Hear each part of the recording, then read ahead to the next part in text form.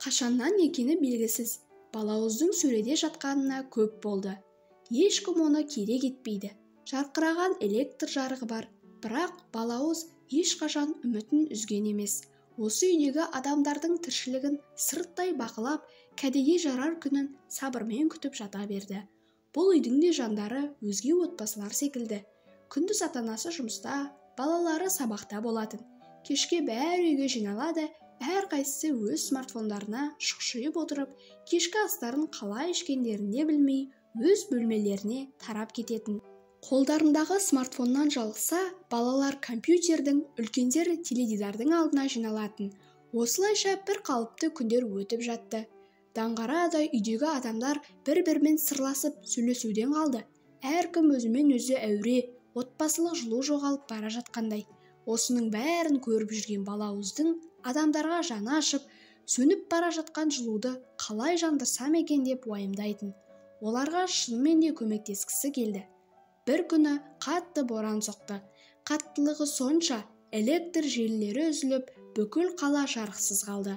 Электр қуатын тұтынатын құрылғының бәрінің басына үнсіздік туды. Дәл сол сәтте сөреде жатқан балауыздың арманы орындалды.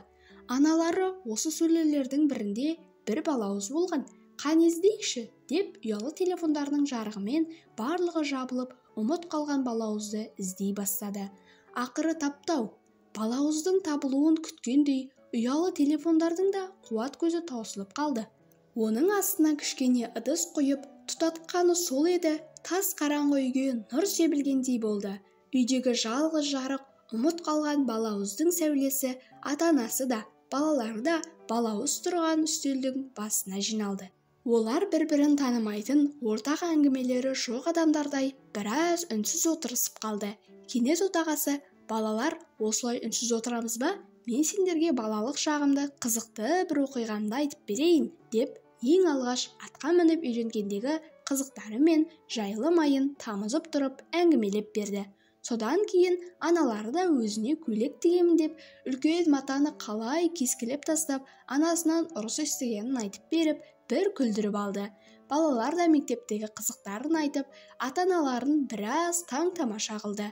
Ал балауыз болса, өзінің арманының орындалғанына төбесі көкке жеткендей болып, маздап жана берді. Қуанышы қойнына симай, осы бір мейірім, жақындық ұшқыны қайта орнаған отбасының жылуын сөндіріп алмаш үшін нұрын аямай төкті. Шаттанғаннан соңғы рет лап-лап жанды да баяулап сөне бастады. Сол сәтте электр жарығы да самаладай жарқырап кетті. Бірақ бұған ешкім де қуана қоймады.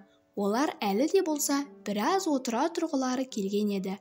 Осылайша ұмыт қалған балауыз өз арманына жетіп, адамдардың жүрегіндегі бір-біріне деген шынайы отбасылық махаббатты оятыпты.